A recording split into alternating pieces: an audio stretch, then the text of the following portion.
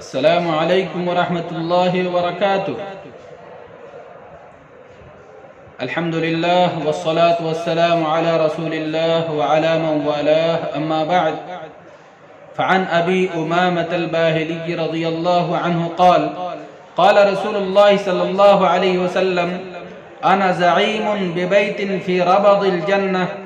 لمن ترک المراء وان کان محقا وببيت في وسط الجنة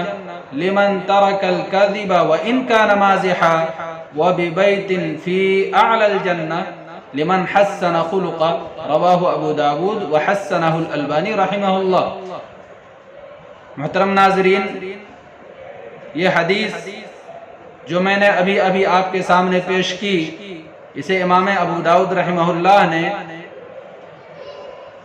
اپنی سنن کے اندر تخریج کی ہے اور علامہ البانی رحمہ اللہ نے اسے حسن قرار دیا ہے۔ حدیث کے اندر نبی کریم صلی اللہ علیہ وسلم فرماتے ہیں کہ میں گارنٹی لیتا ہوں، ضمانت دیتا ہوں جنت کے زیریں طبقات میں نچلے حصے میں ایک محل کی ایسے آدمی کے لیے جو بحث و مباحثہ کرنا چھوڑ دے اور جھگڑنا چھوڑ دے، اگرچہ وہ حق پر ہو، حق بات کہہ رہا ہو، لیکن چونکہ جھگڑے سے بچنا چاہتا ہے، بحث و مباحثے سے بچنا چاہتا ہے، اسی لیے وہ سامنے والے سے منہ نہیں لگاتا ہے اور حق پر رہنے کے باوجود خاموش رہتا ہے۔ ایسے آدمی کے بارے میں اللہ کے رسول صلی اللہ علیہ وسلم فرماتے ہیں کہ ایسے آدمی کے لیے میں جنت میں ایک محل کی ضمانت دیتا ہوں اور گارنٹی دیتا ہوں۔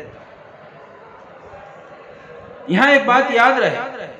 علامہ ابن عثیمین رحمہ اللہ فرماتے ہیں کہ حق دو طرح کے ہوتے ہیں، ایک حق تو وہ جس کا تعلق دین سے ہے اور ایک حق وہ جس کا تعلق دنیا سے ہے۔ لہٰذا وہ حق جس کا تعلق دین سے ہے وہ حق کہنا ضروری ہے۔ اگر وہاں حق بات نہ کہنے سے دین مغلوب ہو رہا ہے، دین کی بات چھپ رہی ہے، احکام چھپ رہے ہیں، تو ایسے موقع پر حق بات کہنا ضروری ہے۔ وہاں صرف شرافت دکھلانے کے لیے خاموشی اختیار کرنا اچھا کام نہیں ہے، بلکہ درست نہیں ہے۔ لیکن ہاں، وہ معاملات، وہ حق بات جس کا تعلق دنیا سے ہے، دین سے کوئی تعلق نہیں ہے، علامہ ابن عثیمین رحمہ اللہ اس کی مثال دیتے ہوئے فرماتے ہیں کہ مثال کے طور پر کسی آدمی کے تعلق سے گفتگو ہو رہی ہے۔ کوئی آدمی کہتا ہے کہ وہ مسجد میں ہے، دوسرا آدمی کہتا ہے کہ وہ بازار میں ہے، تو اس کے مسجد میں یا بازار میں رہنے نہ رہنے سے دین کا کوئی تعلق نہیں ہے۔ اگر یہاں پر کوئی آدمی جو حق بات بول رہا ہے اور وہی کہہ رہا ہے جو حق ہے، جو صورت واقعہ اور صورت حالات کے مطابق ہے، لیکن بحث و مباحثے سے بچنے کے لیے، جھگڑے سے بچنے کے لیے، تو میں سے بچنے کے لیے خاموشی اختیار کرتا ہے اور جھگڑتا نہیں ہے، تو ایسے آدمی کے بارے میں اللہ کے رسول صلی اللہ علیہ وسلم نے فرمایا کہ ایسے آدمی کے لیے میں جنت میں ایک محل کی ضمانت لیتا ہوں، گارنٹی دیتا ہوں۔ آگے اسی حدیث میں اللہ کے رسول صلی اللہ علیہ وسلم فرماتے ہیں وَبِبَيْتٍ فِي وَسَطِ الْجَنَّةِ لِمَنْ تَرَكَ الْكَذِبَ وَإِنْ كَانَ مَازِحًا، اور میں ضمانت لیتا ہوں، گارنٹی دیتا ہوں جنت کے بیچوں بیچ ایک محل کی اس آدمی کے لیے جو جھوٹ بولنا چھوڑ دیتا ہے، اگرچہ مذاق کر کے ہو، مذاق ہی کے طور پر ہو، مذاق ہی میں ہو، لیکن وہ جھوٹ نہیں بولتا ہے۔ مطلب یہ ہے کہ سنجیدگی میں جھوٹ تو بولتا ہی نہیں ہے، مذاق میں بھی جھوٹ نہیں بولتا ہے، تو ایسے آدمی کے بارے میں اللہ کے رسول صلی اللہ علیہ وسلم فرماتے ہیں کہ ایسے آدمی کے لیے جنت کے بیچوں بیچ ایک محل کی ضمانت لیتا ہوں۔ اور سچ کی فضیلت اور جھوٹ کی قباحت پر قرآن و حدیث میں ڈھیر ساری نصوص بھری پڑی ہیں۔ ایک حدیث میں اللہ کے رسول صلی اللہ علیہ وسلم فرماتے ہیں وَيْلٌ لِلَّذِي يُحَدِّثُ فَيَكْذِبُ لِيُضْحِكَ بِهِ النَّاسِ فَوَيْلٌ لَهُ فَوَيْلٌ لَهُ۔ فرماتے ہیں کہ بربادی ہے اس آدمی کے لیے جو بات کرتا ہے تو جھوٹ بولتا ہے اس لیے کہ لوگوں کو ہنسانے کے لیے جھوٹ بولتا ہے. تو ایسے آدمی کے بارے میں اللہ کے رسول صلی اللہ علیہ وسلم نے بربادی کی دعا کی ہے